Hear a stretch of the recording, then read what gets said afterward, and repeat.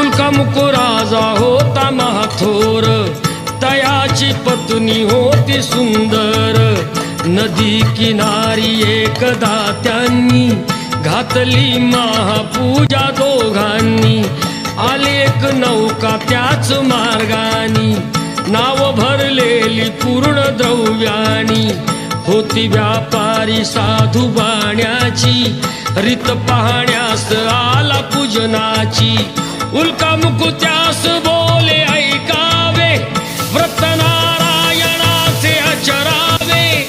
मनोइच्छित फळ मागावे, चरणी श्रीहरीच्या लागावे.